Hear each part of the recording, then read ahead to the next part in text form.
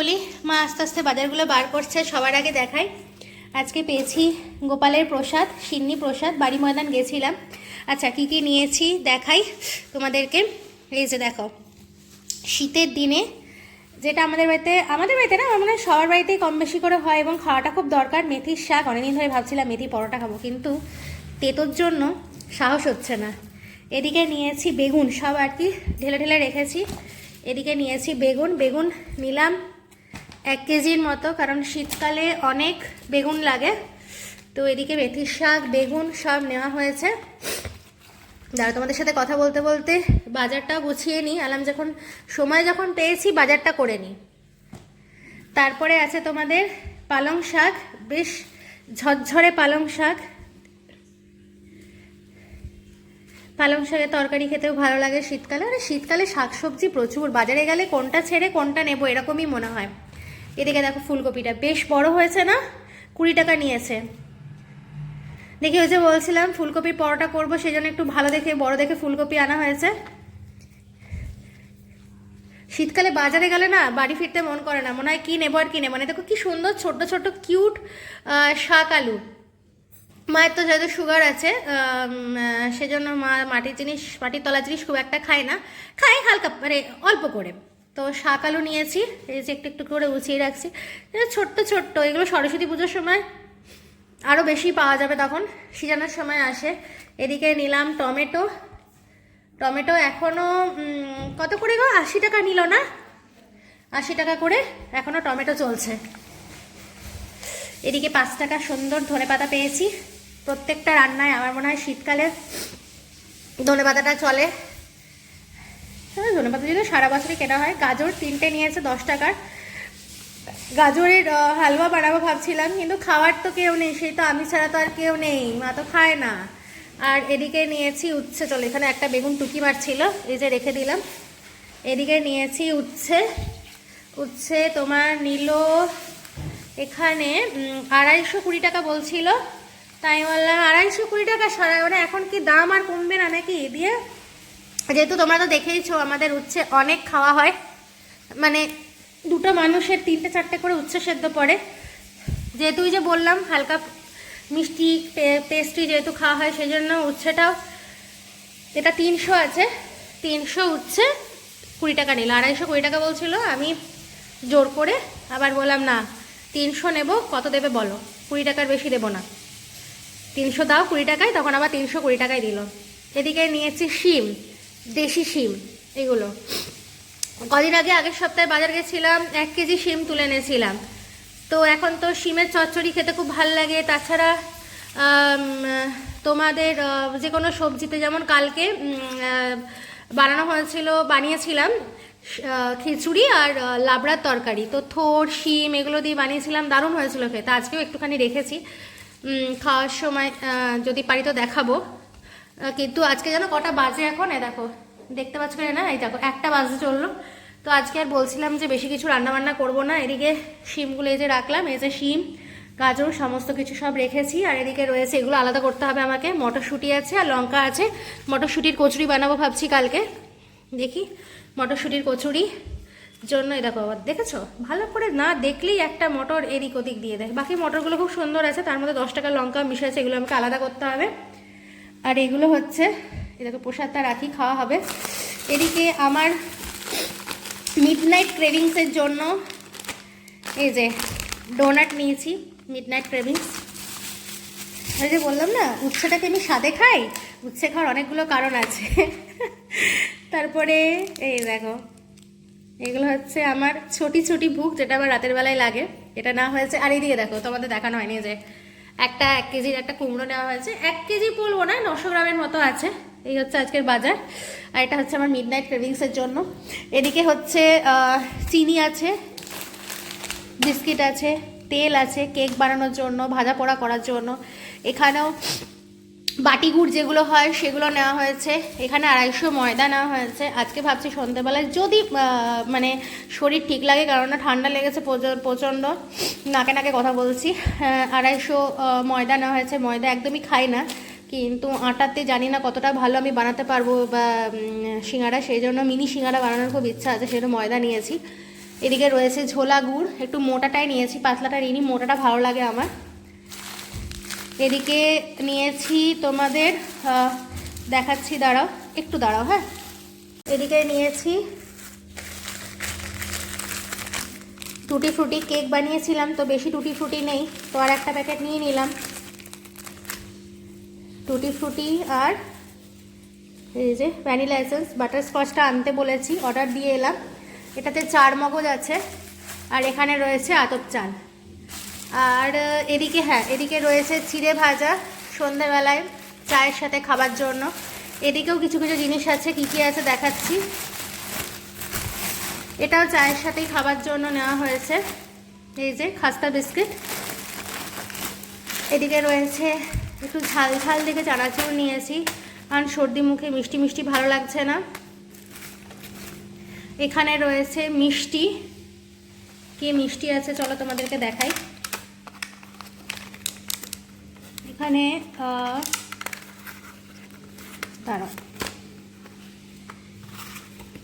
এখানে রয়েছে ভাপা সন্দেশ, আরে বা নরের গুড়ের ভাপা সন্দেশ। এখানে রয়েছে ভাপা সন্দেশ, আর এটাতে রয়েছে আমার খুব প্রিয় একটা জিনিস, যেটা দেখতে পেলাম কিনে নিলাম।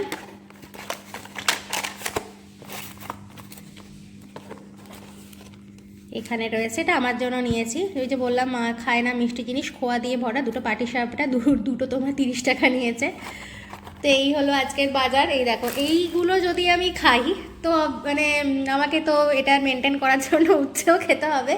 যাই হোক, এত কিছু এখানে নিয়েছি, আপাতত এগুলো গোছাবো এখন। তারপরে যেহেতু অনেক বেজে গেছে, আজকে কিচ্ছু করব না, সেদ্ধ ভাত করব। চলো এখন আসি, ঠিক আছে, আবার পরে তোমাদের সাথে কথা হচ্ছে। চটপট করে রান্নাঘরে চলে এলাম। এখানে একটু বড়ি ভাজা করছি, পালং শাক কাটা হয়ে গেছে।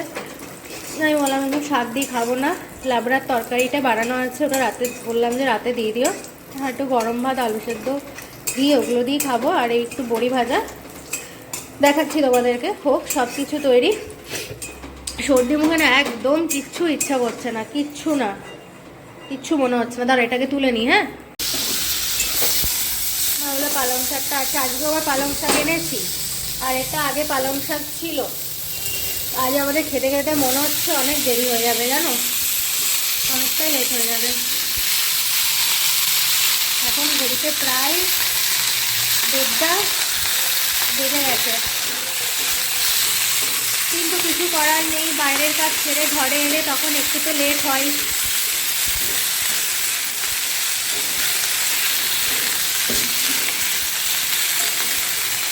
আর তোমরা বলো বন্ধুরা, কেমন লাগছে আমার এই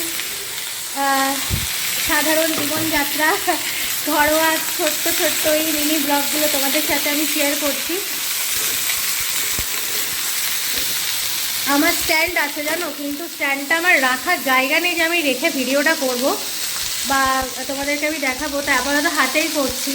আর আমার যে স্ট্যান্ডটা আছে সেটা অনেকটাই বড়, আর এখানে পুরো জায়গায় ধরবে না। ওদিকে ভাত হচ্ছে, হাতের মধ্যে আলু সেদ্ধ দেওয়া হয়ে গেছে, একটু ভাতে জল লাগবে, আলু সেদ্ধ দেওয়া হয়ে গেছে। আজকে তো বললাম সন্ধ্যেবেলায় কিছু বানানো হবে, আমি বোধহয় বলেও ফেলেছি তোমাদের, দেখাবো যখন, যদি বানাই আজকে দেখাবো কি বানালাম। হ্যাঁ, চলো এটা আমি কতক্ষণে করে নিই। এদিকে মা পালং শাকটা কাটছে, চলো তাড়াতাড়ি করে সেরে নিই, তারপরে আবার আসছি গল্প করতে, কেমন করে। চলে এলাম, প্রচণ্ড ঠান্ডা লাগছে, আজকে অনেকটা বেলা হয়ে গেল। চলো তোমাদের দেখিয়ে দিই আজকে কী কী রান্না হয়েছে। এত ঠান্ডা লাগছে না যে কি বলবো তোমাদেরকে, মারাত্মক ঠান্ডা লাগছে। এখানে হয়েছে ভাত, উচ্ছে সেদ্ধ, এখানে হচ্ছে উচ্ছে ভাজা, বেগুন ভাজা, বড়ি ভাজা, এদিকে রয়েছে লাবড়ার তরকারি, এখানে হয়েছে মুসুরির ডাল সেদ্ধ, এখানে কালকের একটু খিচুড়ি ছিল, খিচুড়িগুলো ভাগ করে রাখা হয়েছে। এখানে তো সকালে বেগুন পোড়া হয়েছিল রুটি দিয়ে খাওয়ার জন্য, কিন্তু বেগুন খেলে না গলাটা পুরো কুটকুট করছে, জানি না কেন, ঠান্ডা লেগে আছে বলে তাই হয়তো হতে পারে। আজকে খুবই ছিমছাম রান্না হয়েছে, ওই দেখো। আচ্ছা ঠিক আছে, আমি তুলে দিচ্ছি। ওদিকে মায়ের হাতে জিনিস পড়ে গেল। আচ্ছা, আর একটা জিনিস হয়েছে তোমাদেরকে দেখিয়ে দিই, এটা হচ্ছে পালং শাকের তরকারি। আর এখানে রয়েছে চাটনি, যদিও সর্দি মুখে আমি চাটনি খাবো না, আমি বললাম ঘি দিয়েই খাবো আজকে। ঘি দিয়ে এরকম ভাজা দিয়ে খাবো। লাবড়ার তরকারিও বললাম রাতে খাবো, এখন শুধু ডাল সেদ্ধ, বেগুন ভাজা, উচ্ছে ভাজা, মানে সব ভাজা আর সেদ্ধ দিয়ে এবেলা খাবো গরম গরম, কারণ একদম কিচ্ছু মুখে রুচি নেই। এখানে রয়েছে তোমাদের নলের গুড়ের পায়েস, সেই বানিয়ে রেখেছিল, এখনও রয়েছে। এই হচ্ছে আজকে আমাদের রান্নার মেনু। আমি রেখে দিচ্ছি, দাঁড়াও। চলো হাতটা ধুয়ে নিলাম, চলো এবার খাওয়া দাওয়া করবো, তারপরে দেখা যাক কি করি। কিছু কাজ আছে সেগুলো কমপ্লিট করব। না ভালো করে কথা বলতে পারছি না, মারাত্মক সর্দি লেগে গেছে, কি করে লাগলো জানি না। কোনো কথা বলতে কষ্ট হচ্ছে, নিঃশ্বাস নিতে কষ্ট হচ্ছে, মায়েরও গলা ব্যথা, এগুলো পুরো ব্যথা। কালকে ওষুধ নিয়ে এসেছি মায়ের জন্য, মানে এখন না এত শরীরটা খারাপ করছে এই সিজনটার জন্য হয়তো, আর তার মধ্যে সেরকমভাবে রোদ পাই না ঘরে, আরও বেশি শরীর খারাপ লাগছে। একটু রোদে গিয়ে বসলে তাও ভালো লাগতো, কিন্তু রোদ কোথায় পাবো, তাই না? গরমকালে রোদ আসে, শীতকালে মনে হচ্ছে না রোদটা মানে যেটুকু আসছে সেটাও সে আসা না আসা 200, মানে এত কষ্ট হচ্ছে। যাই হোক, আর দেরি করবো না, অনেকটা বেজে গেছে এখন। চলো খাওয়াগুলো সেরে নিই। তোমাদের শীতের দুপুর কেমন কাটছে তোমরা জানিও, আর আমার ভিডিও কেমন ভালো লাগছে অবশ্যই তোমরা কিন্তু সেটাও আমাকে জানিও। সন্ধ্যাবেলায় আসছি, তোমাদের সাথে দেখা হচ্ছে। আজকে একটা কিছু বানাবো ভেবেছি, স্পেশাল কিছু, অনেক দিন পর। তো কি বানাবো তোমাদেরকে সেটা দেখাবো, তখন আবার তোমাদের সাথে কথা হচ্ছে। চলো। এই যে সন্ধ্যেবেলা জলখাবার নিয়ে বসেছি, ভেবেছিলাম কিছু বানাবো, কিন্তু এখন খাস্তা বিস্কুট, একটু চানাচুর, একটু চা নিয়ে বসেছি, সাথে চলছে বাংলা কার্টুন। আসলে এখন বানানোটা যাবে না, কেননা মায়ের প্রচণ্ড দাঁতে ব্যথা, তো সেই কারণেই মাকে নিয়ে একটু পরে আমি বেরোবো, ডাক্তারের কাছে যাব। তো এখন এখানে একটা দাদা আছে, তাকে ফোন করে জিজ্ঞেস করলাম যে ডাক্তার কখন বসবে, তো বলল যে 7:30 8টার মধ্যেই চলে আসবে। তো সেই কারণে এখন আর রান্নার ঝামেলা রাখলাম না। সত্যি কথা বলতে একা নিজের জন্য কিছু বানিয়ে খেতে আমার একদম ইচ্ছে করে না, যদি না মা কিছু খেতে পারে বা আমার সাথে যারা থাকলো কাউকে দিয়ে না খেলে একা ইচ্ছে করে না। তবুও একাও যে নিজের জন্য কিছু বানাবো তাও একটা বানানো যেত, কিন্তু মায়ের না শরীরটা হঠাৎ করেই খারাপ হয়ে গেছে। আজকে বলছে খাওয়ার সময়, মানে দুপুরবেলা, যে মানে 2 দিন ধরে বলছে যে আমি খেতে পারছি না, গলার এদিকটা ব্যথা করছে। তো আমি ভাবলাম বোধহয় ঠান্ডা লেগেছে, চলো ওই কারণে হয়তো ব্যথা করছে। কাছে গেছিলাম, ডাক্তার বসেছে, মাকে নিয়ে এবার যাবো, মাকে রেডি হতে বলেছি। চলো যাওয়া যাক, মাকে বলি তাড়াতাড়ি রেডি হও, না হলে লেট হয়ে যাবে। যদিও থাকবে বলেছে এখনো 9টা পর্যন্ত, পুরো অন্ধকার হয়ে গেছে জায়গাটা। চলো মা দরজা খুলুক, অবস্থা খারাপ। আর এরকম ঠান্ডা বেশি দিন থাকলে আর আমি নেই, থাকতে পারছি না এই ঠান্ডাতে, মারাত্মক। বাইরেটা হিম পড়ছে, মনে হচ্ছে বরফ। চলো, হ্যাঁ ঠিক আছে, চলো তুমি যাই, বন্ধ করে নিচ্ছি। বললো থাকবে এখন 9টা পর্যন্ত, 9টা পর্যন্ত আমাদের বাইরে থাকলে হবে না, এত ঠান্ডার মধ্যে থাকা যাবে না বাইরে বাবা। গুড আফটারনুন বন্ধুরা, কেমন আছো তোমরা সবাই? আজকে ব্লগটা অনেক দেরিতে শুরু করছি, এই মাত্র বাজার থেকে এলাম। আজকে কিছু কাজ ছিল, সেগুলো নিয়ে বেরিয়েছিলাম, আর তার সাথে সাথে ভাবলাম যখন বেরিয়েছি কেননা বাজারটাও করে নিই। আজকে কি বাজার করেছি চলো তোমাদেরকে দেখাবো। ডাক্তার এসেছে কিনা দেখি, চলে আসার তো কথা এতক্ষণে, আগে গিয়ে নিজে দেখে আসি, তারপরে এসে মাকে নিয়ে যাব। মাকে ফোন করে দেবো রেডি হয়ে নাও, কারণ শুধু ঠান্ডার মধ্যে দুজনে মিলে একসাথে বেরিয়ে লাভ নেই। আগে আমি নিজে গিয়ে দেখে আসি, তারপর ওখানে আগে ফোন করে দেবো মাকে, রেডি হতে নিতে বলবো। চলো, খুব ঠান্ডা লাগছে, যাই এবার, হ্যাঁ যাওয়া যাক, চলো।